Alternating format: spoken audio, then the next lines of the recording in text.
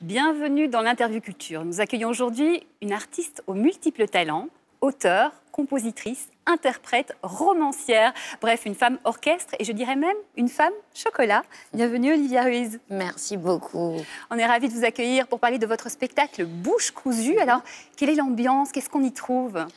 On y trouve beaucoup d'Espagne, mais on y trouve aussi une mise en scène signée Jérémy Lipman qui permet, à travers des projections de citations et d'images sur une superposition de deux tulles mécaniques, une immersion dans des thématiques telles que le secret de famille, le silence, la transmission, la construction de la personnalité quand on est issu de l'exil ou descendant de l'exil, et un retour sur l'importance du collectif aussi. Ça, c'est crucial dans ce spectacle.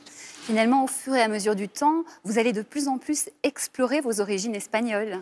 Effectivement, ça a toujours été présent, mais je crois que le fait que ce qui se passe dans notre société actuelle m'ait permis de me rendre compte d'à quel point l'épisode de la guerre d'Espagne était un véritable miroir de notre époque.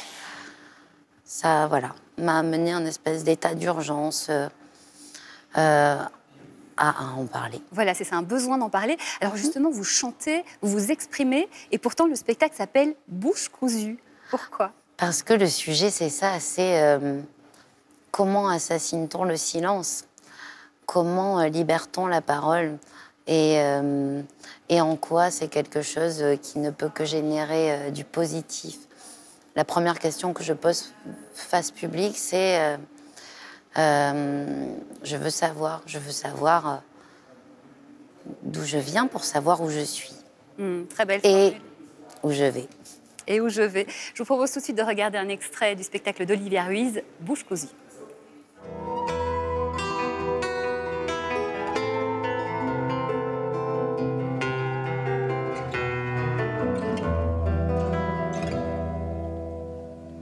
Cinco sirenitas te llevarán por caminos de algas y de coral y fosforescentes caballos marinos harán una ronda a tu lado.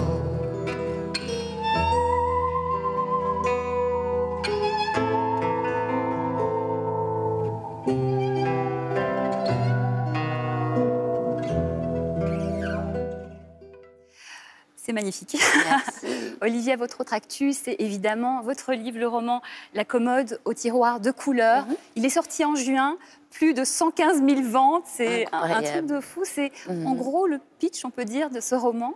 Alors, c'est l'histoire d'une jeune femme qui hérite à la mort de sa grand-mère d'une commode au tiroir de couleurs. Cette commode, depuis qu'elle est enfant, elle la voit chez sa grand-mère. Elle a envie d'aller y fourrer le nez, mais la grand-mère l'en empêche depuis toujours.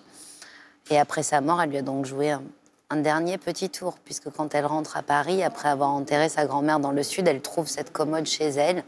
Et le temps d'une nuit, va en ouvrir les tiroirs. Dans chaque tiroir, un ou plusieurs objets. Et une lettre de sa grand-mère qui va raconter un épisode crucial de sa vie.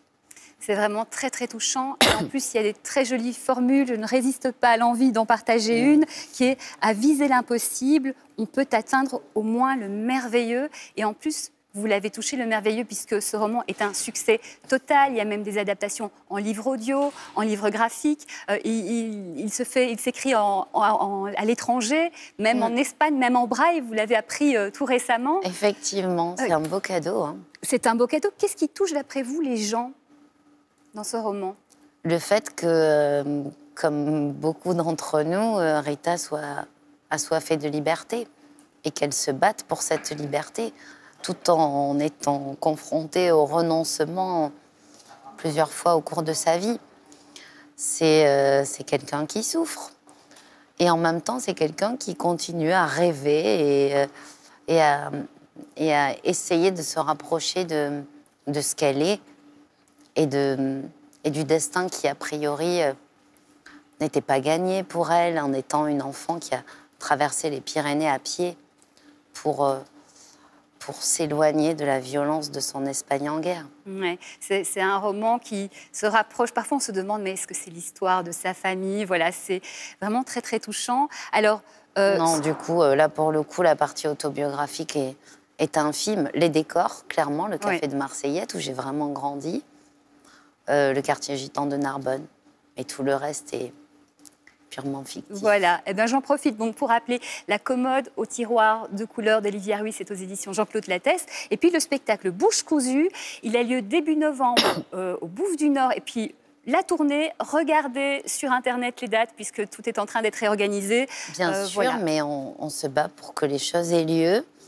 Et il ne nous reste plus qu'à aménager les horaires désormais à cette période tellement violente et difficile pour les artistes, les théâtres, les cinémas et le public. On est avec vous, France Info est avec les artistes. Merci. Merci beaucoup Olivier Ruiz, on vous souhaite beaucoup de succès. Merci.